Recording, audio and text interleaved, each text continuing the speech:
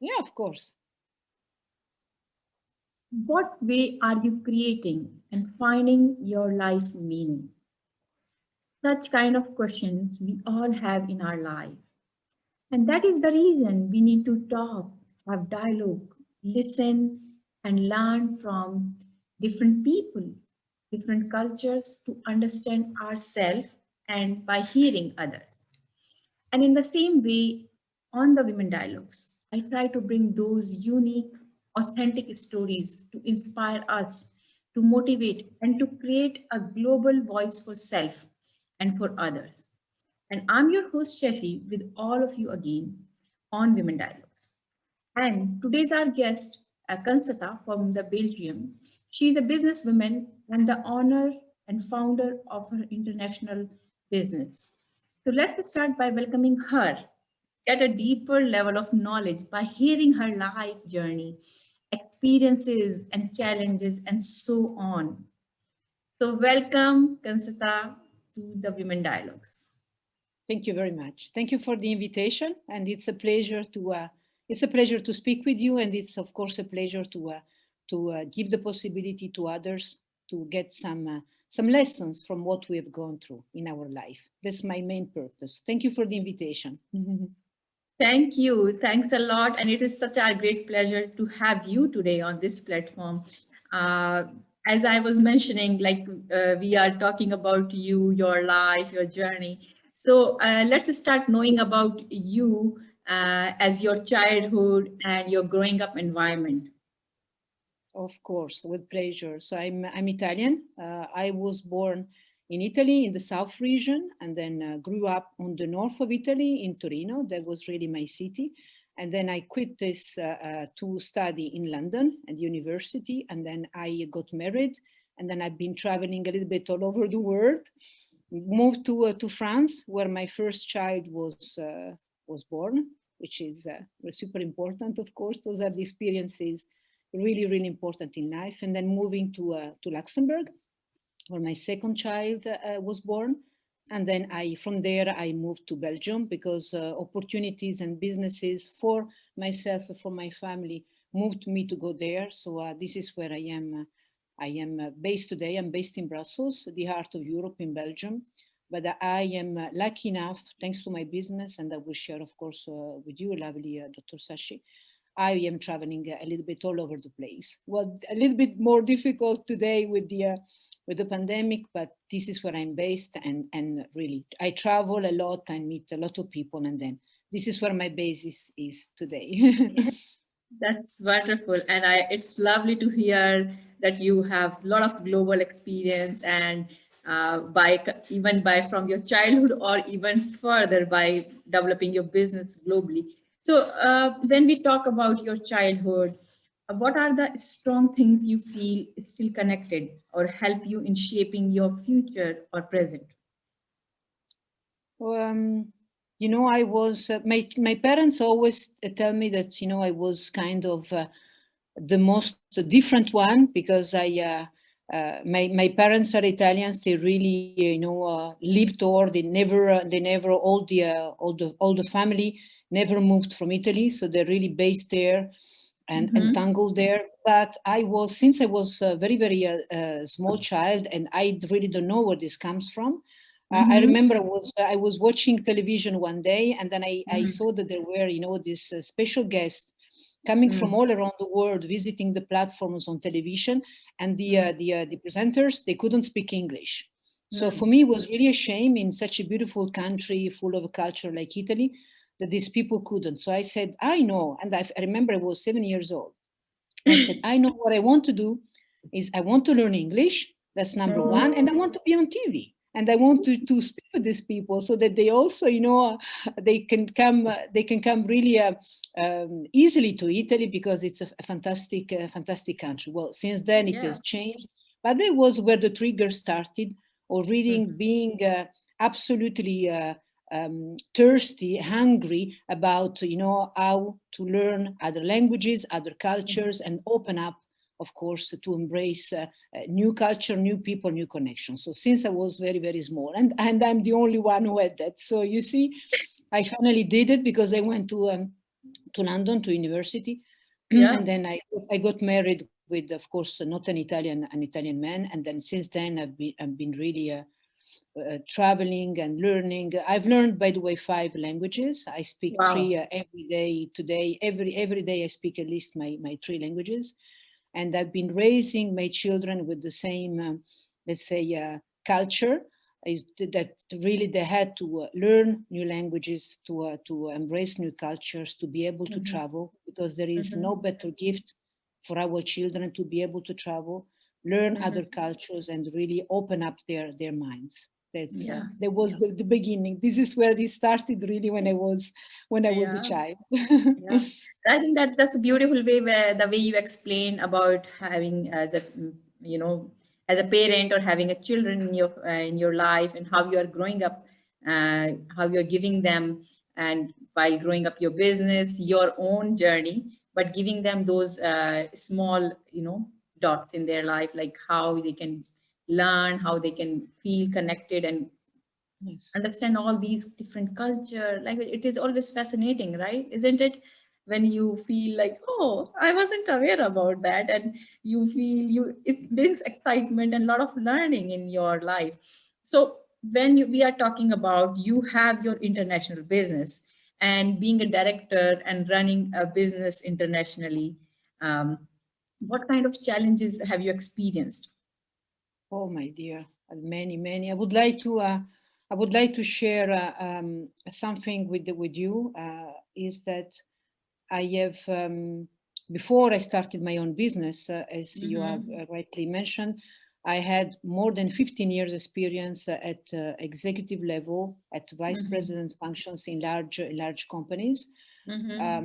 Well, the last one where I was in telecom and media, more than 16,000 people. So Mm-hmm. there I really started, and I really created important functions from scratch. Was a challenge for any functions, but the one that I created was corporate social responsibility. And I'm Mm-hmm. talking about something like 10 years ago. Of course, it's still a global subject and never ending. But I Mm, can tell you that I was in a semi-public company with 16,000 people, and having to mhm, create a such a function, which of course had to be transversal, so that you can mm, teach people how important it is to really include mm, all these corporate social responsibility, initiatives in anything that you do. mm, It was a challenge, but I did it. I had very, very good results, even before the target that I was given, mm, recognized internationally. So that was really one of my biggest challenge, the one I am really the most proud of, because it's mhm. very close to my heart. Of course, the Yeah. environmental, social, and the community is very, very close to my heart. The fact that we Mhm, need to help others, we need to respect really the environment where we live. All these mm, climate concerns, which are really, as you know, it's really never ending. So that was for me important in my life. So I'm really happy mhm, that I was given the opportunity, and I performed and I succeeded. So that was really, I started with one person in my team, and we ended up with 15 people, and we wow. really made a very, very good job. So that's still, even though I quit the Wonderful, company, that's wonderful. really I think that's very, really very important. inspiring. Yeah. That's very important for me.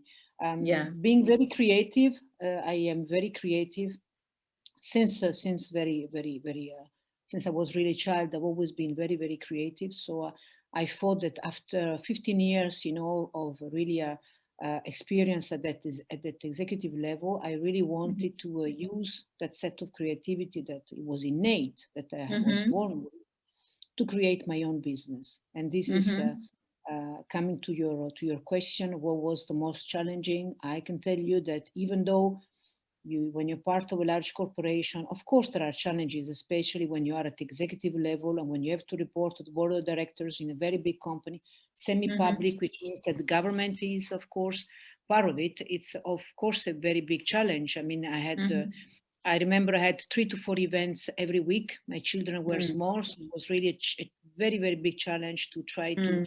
cope with all this, to keep the balance, our inner balance, which is very important, because when you don't have this balance, you cannot give the best of yourself, because Yeah. It's the only way that you feel well, no matter how hard you work, no matter how long you work. What was always important for me is, of course, to give to my family, even if I was extremely busy, qualitative time to my children and be there when I had to be there, no matter which engagement, of course, due to my responsibilities and to my high level functions, I had to respect. So this is really super important. Yeah. But moving to being an entrepreneur, which I did more than 8 years ago, it's a complete change. Even if you are in a large, let's say, really a solid company, if you perform, if you work very hard, you of course you can count on your wage, you can count on your bonus, you can count on your team. When you move from that, which is of course very challenging, of course also for a woman at decision making level, but moving to being your own boss, being an entrepreneur, it's a complete really uh, change of scene, because you take your uh, your savings, you invest in your own business. It's a Yeah. life savings that you really invest by knowing, of course, you have your passion, you have your faith, you know that you have your creativity, but you have to build everything from scratch. You need to Yeah. make the right decisions. You need to invest all your financial assets, and of Mm. course, you don't have a frame, a Mm. frame in what you do. I remember, of course, in large corporation, yes, you work very hard, but you have the weekend. You can work. Right. Also, it happens, but it's not regular. But when you are Right. your own entrepreneur, my dear friend Shashi, I mean, you have to you have to work Saturday, you have to work Sunday, you have to travel, you have to raise your sleeves and then work really on the field with your team. So that was Yeah. really the biggest challenge in my life. Mm-hmm. But I really thought that I had to give a chance to my creativity, Mm-hmm. to express. So this is Yeah. really how I started. Mm-hmm. Yeah. I think that the way you explained about your, working in others corporation or companies or businesses, while the same kind of transformation and the new additional challenges, even bringing in our own business, having your own business, being an entrepreneur, it's having similar kind of challenges, even more, I can say. But the passion you bring, the energy you bring, and along with your finances and all things you bring in your purpose, uh, it makes, I think, more purposeful and meaningful in your life, isn't it? Yes, absolutely. Yeah, I think that somehow life gives you some signs. I really, I what I did so is I launched my own business. My brand is called Rosa Più, which is Mm-hmm. as bears an Italian name in respect of my origins. It Mm-hmm. means more than just roses. I really Mm-hmm. started with this idea of really making through my creativity floral art that lasts for many years. Why I Yeah. chose this? Because it's really completely in line with all my values. It's a long-lasting product. So basically, what I do is I create with my company, of course, and my team, long-lasting Mm-hmm. floral art. What we do is that we design green walls, plants, bouquet, and we sell to B2B mainly.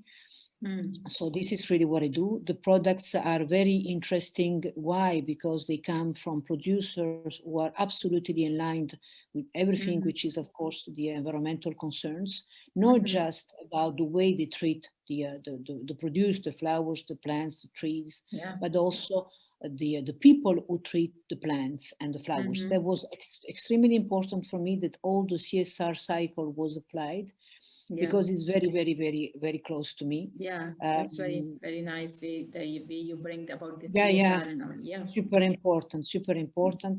Mm-hmm. Now I'm doing this since almost 8 years, and it was Mm-hmm. with ups and downs, but still really always running. Before the pandemic, Mm-hmm. of course, I was Mm-hmm. shipping a little bit all around the world. I mean, there were no Mm-hmm. barriers from. Mm-hmm.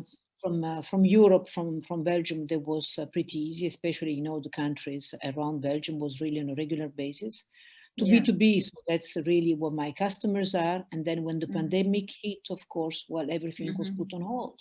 So again, another challenge. So we had to, I would really have, it's such an unknown feeling of moving from your orders who are there and you are really in a rush to having to close, and then you don't know what is happening, especially with the first lockdown. I mean, today is 1 year that we are living this, but you really put everything on hold and you enter this new experience of the unknown, you know, the uncertainty, the challenge. So, Concetta, when you are bringing about this business uncertainty and new challenges, I would like to ask, since you are already in this field, you are doing since so many years your own business, and we are talking about those challenges, right?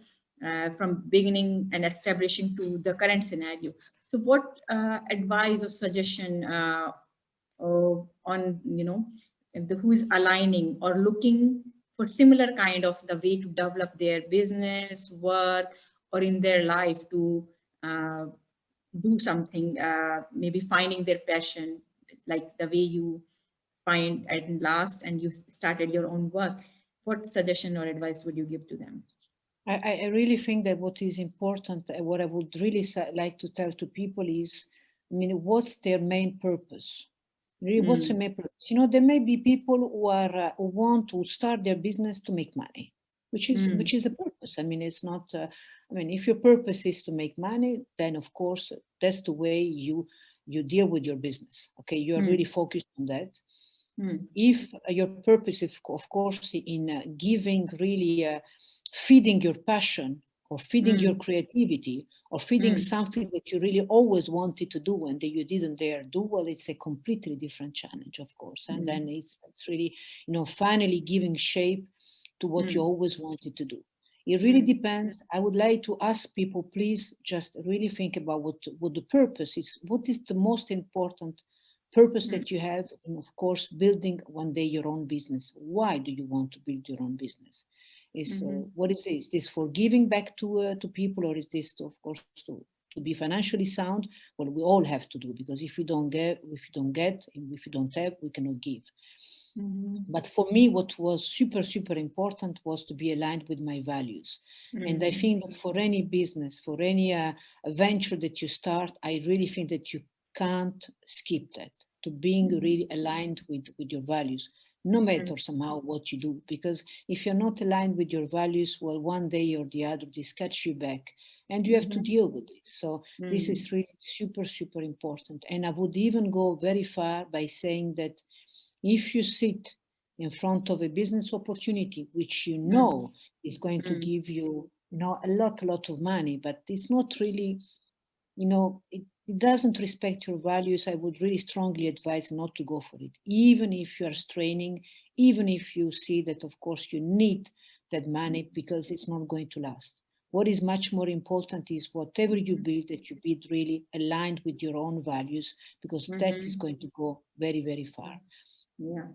Yeah, that's so true and important. Like, what is the purpose of it, and how do you think that it is helping for uh, your people or even yourself? Like, when you are knowing your purpose and meaning, it gives you more passion, it gives you more energy, it gives you all the way sense and meaning in your own life. So that's the way you explained. It's super important, and Yes. definitely it is very nice, and the way you explained. Thank you once again. But when we are talking about all these work, why do you think like you are doing a lot of other community based or giving back to the community work? What are those? First of all, let's talk about first what are those community based your program is?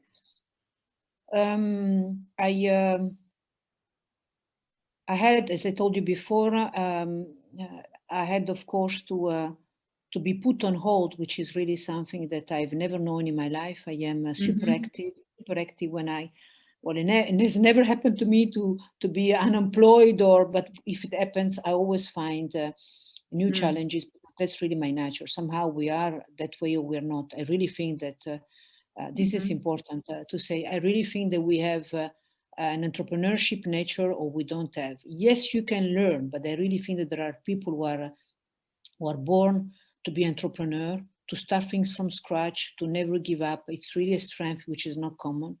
And I don't know that many people do this. It's not because you're not good or you're bad, but I think that there are really people who are done to create things from scratch, to structure, to restructure, to have this entrepreneurship mind, which is extremely, extremely hard. I really would like to remind this once more. It's being an entrepreneur is a state of mind. It's absolutely not a job. You don't say, okay, I've done this in my life, now I start because I'm getting bored. Being an entrepreneur in the real way is really, having this capacity really to reinvent constantly yourself, to have to adapt. That's where the creativity that I have and then creative people have really is a plus, because of course it gives you the possibility to reinvent and to start again from scratch. This is really, by the way, for the flower business, I shared with you when in Europe was really down and is still absolutely low. With this entrepreneur mind that I have, what I did is, of course, taking advantage of the digital, of course, development, all these virtual connections like we are having, you and me. And I really started to have good sharings. And then I started there also to have very solid and interesting connections with people in the Gulf countries. And by the way, first time in my life, virtually, I signed an exclusive distribution agreement. So my company is now developing in the Gulf countries.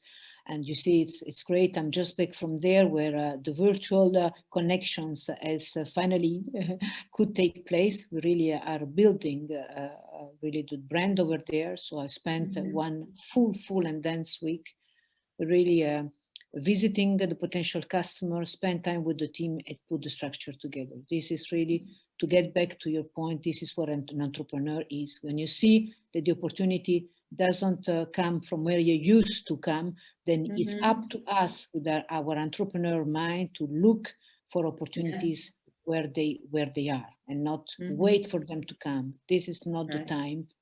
This is not the time. With the pandemic, it's up to us to reinvent ourselves, to really invest there where, of course, the needs have been found and they've been, developed. And it's up to us to adapt to this world, which has changed and will always change, and will not be the one that we have known before the pandemic. So with the pandemic, I really thought that, like every one of us, of course, it's like, okay, wow, what is happening? I mean, this is all what we have been building, all these investments, all this life sacrifice. First concern was for my children, of course. First concern as being a mother, as being an entrepreneur. When I was really, under lockdown, I said, wow, if it continues, how am I going to keep on really giving a future to my children? It was my first one really concerned. And of course, time of digesting what we were living, and of course, a time also to try to see how to build things and how to, to start to see a future, even if it's today not really, still today it's not very easy. So as I was forced to be home, I said, well, it's really time maybe that I start sharing all what I've been doing in my life, all these lessons that life has given to me or has forced me to live, because there are bad experiences I had to go through, which have made me what I am today. And then somehow you never look for bad experiences, but when you live them, of course, you learn, because that's the only way to look at them. It's really not to say why this happened to me, what have I done. It's really to say, okay, what have I learned after this? Because if things happen, there is always a reason. So I started thinking about what was the message I could give back to the community. So I start thinking how could I wrap up my life in maybe in an initiative or in an idea. So this is how I created Willow Thrive. and I start speaking about this gathering women who were like me, really sharing the same values, super Right. important, sharing the same values, Yeah. sharing the same priorities, and saying, okay, we are lucky enough that we have lived so many challenges in our lives, and we are Yeah. still here being able to share like I am with you. So I said, let's tackle all these initiatives and gathering from a very important word for me, which is resilience. So Yeah. this is how I created Willow Thrive. That's beautiful. And I love hearing the way like your entrepreneurship mind had creativity and how things come up when you are really thinking of giving back to your society, how you are thinking to giving back to even your family, your children, or having purpose in your life. That's super important and very nicely you explained it. Uh, so when we are talking about like you have created such a platform, it's super wonderful. It is definitely, I look forward to connecting with on that platform. But when we are talking about it, what kind of message would you like to give to our audience today? um, First of all, just one word about Willow Thrive, because it's important why I created this. So first of all, why I gave the name of Willow Thrive is again, it's, you see, there is always a connection with my values, with my life. The willow, is a tree, so very very close to nature. Is Yeah. I always say to people in two words: nature is it's my inspiration, and my children are my motivation, really my engine of every day. The willow tree is the only tree that resists bad, what there are bad weather conditions, and of course they are. And it's really the symbolism of no breaking. It's the symbolism of resisting, of adapting, of bowing when it's needed, but never breaking. Even if the Yeah. oak, for instance, is a very strong tree, but when there is very very hard conditions, it breaks. And the willow tree, it doesn't break. So I really thought that it was a very strong symbolism to give to the world about who I am, uh, why I did create this.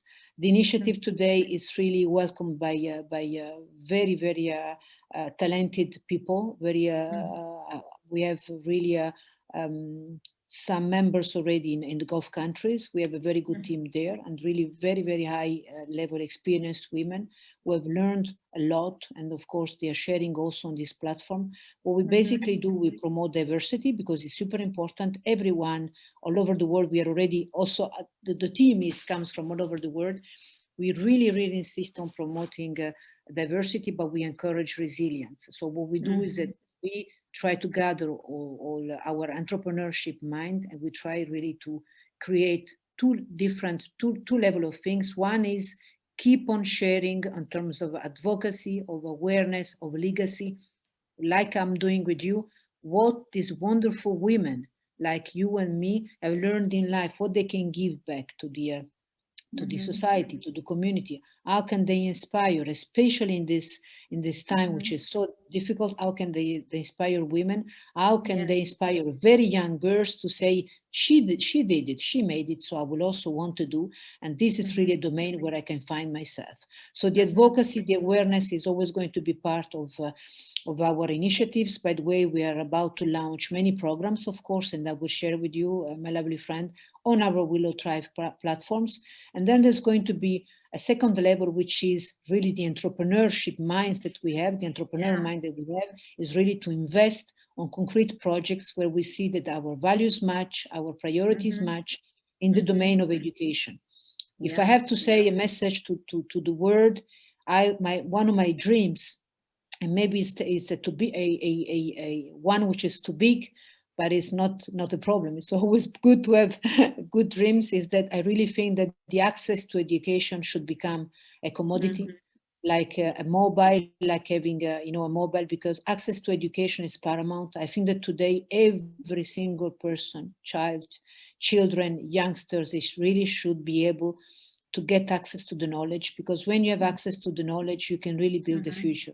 You can really show, you can really develop your talents. So definitely education is going to be a That's really main super pillar for powerful. Willow. I totally agree with that. That that it should not be a luxury. It should be basic your thing, and it should be accessible or reachable to each and everyone, whether any age, any place in the world, or any race or anything. We need to create such platform, and I congratulate you first of all Thank to you. have Thank you. such a strong passion, such a strong vision, and I look forward to definitely to see to you to grow and to connect further.